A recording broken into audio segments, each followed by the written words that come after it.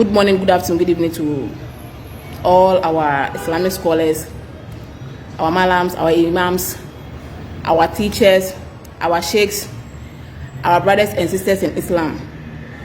There's only this one question I want to ask.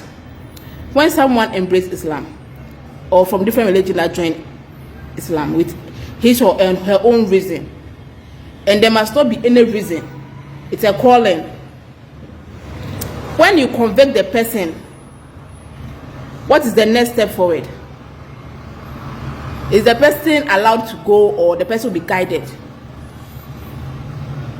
This thing has been bothering me for some time now, and I am example. I embraced Islam 2007. That was 11th July, and I'm still on it. But sometimes I get confused because I don't get anybody to guide me. The only surah I know from the Quran is Fatiha, and even that one self, I force myself to learn it. So I'll plead with our scholars. What is the next step forward? If someone embraces Islam or convert to Islam, do we have to leave the person to go, or we have to be the person's guardian or godfather or godmother?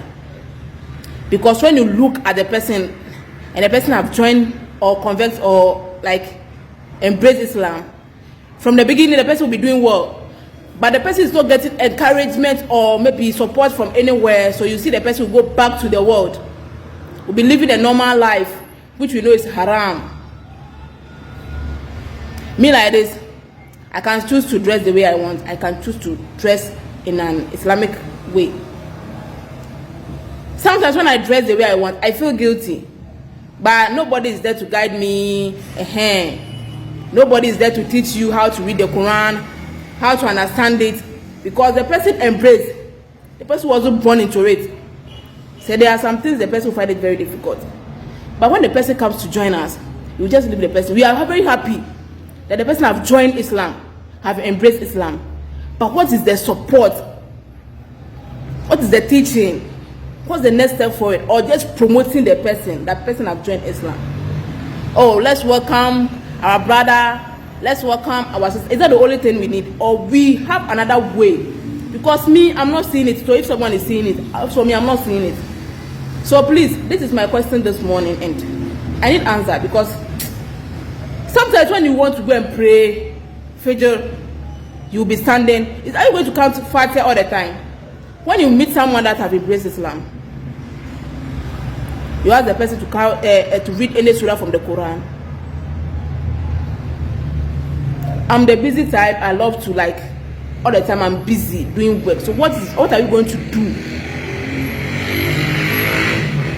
This is my question I want to ask. Alhamdulillah wa salatu wa salamu ala rasulillah. أعوذ بكلمات الله تعامات من شر ما خلق أعوذ بكلمات الله تعامى من كل شيطان وآمى ومن كل عين لامى بسم الله الذي لا يضر ما اسمه شيء في الأرض ولا في السماء وهو السميع العليم.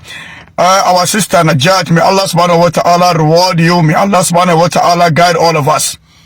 Your question is very, very important. You sent me this video. It's almost about 2 weeks, and I couldn't get a chance to reply to your videos due to my work schedule and my busy schedule too. The question you ask, the answer is you are right.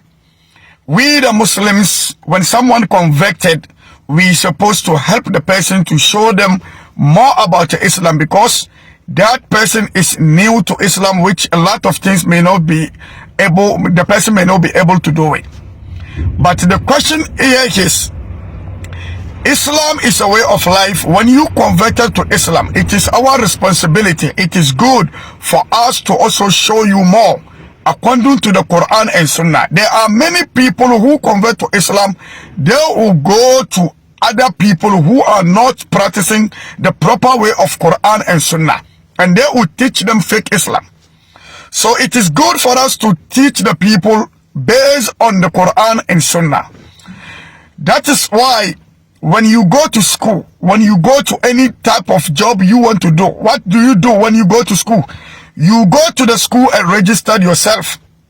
Nobody, no one in this world will force you to study. for you to pass the exams, to have your certificate, in order for you to have a job.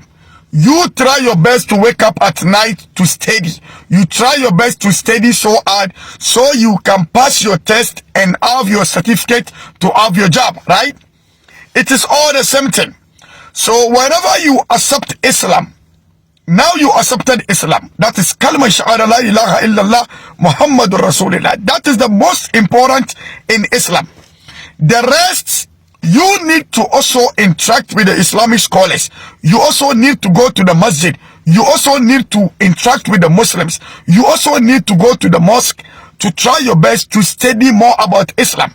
Because now you accept Islam, I cannot be calling you each and every day to force you to do this and that. I want you to come so I can help you. That is why here in the United States, most of the masajid, like our masajid, we have a classes for now for new converts, which every week they come to the classes 3 times. I'm not going to force them to come to the class, but because they want to learn more, they will go to the class and learn.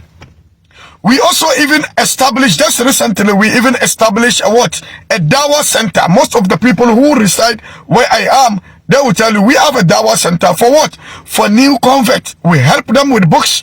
We help them with the seerah of Prophet Muhammad sallallahu alaihi wasallam. We help them to how to recite the Quran properly. We help them a lot. That is why when you convert to Islam, it is also your responsibility to also visit the masjid. It is also our responsibility to call you to see how you are. That is why I always teach the people the basic Islam. I don't teach anyone about Islamic sects and all this and that. That is something else. What I always, or we always teach people is the basic one for the person to understand Islam. Islam is only 5 pillars. 5 pillars. Kalma shahada, you accepted it.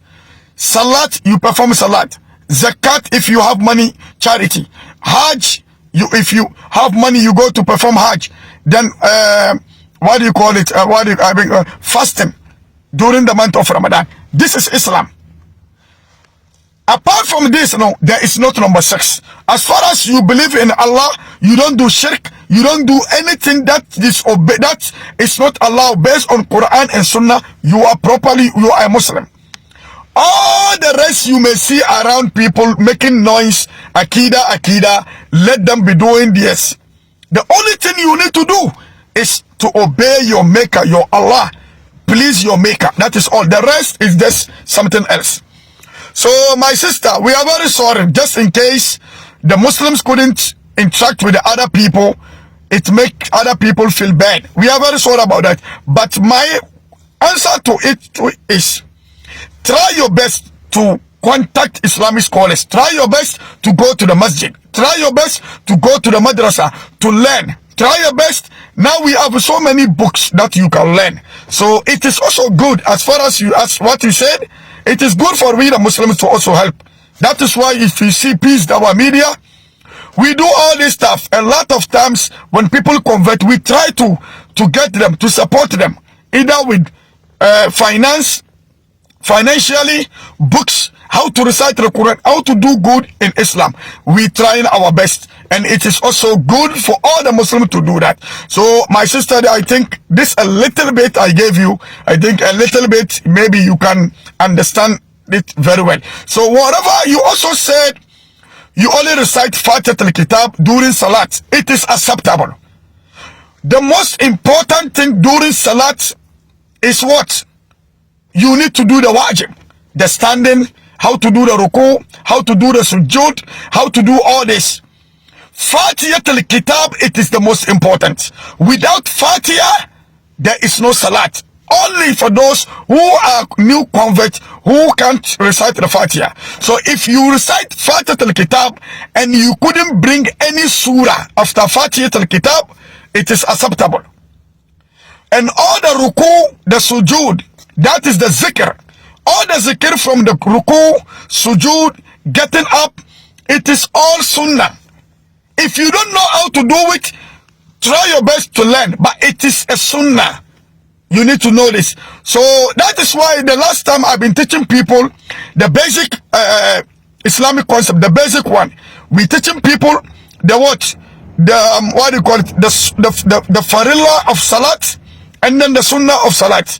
We teaching the people the farilla of wudu, and then the sunnah of wudu. If people know the difference between qabli, ba'di, all this stuff, no, those are the most important thing. A little bit, and inshallah, I will also try my best to bring all this program back again. Wasmanakallahumma wa bihamdik, astaghfiruka wa atubu ilayk. Allahumma salli ala Muhammad wa ala ali Muhammadin wa sallim.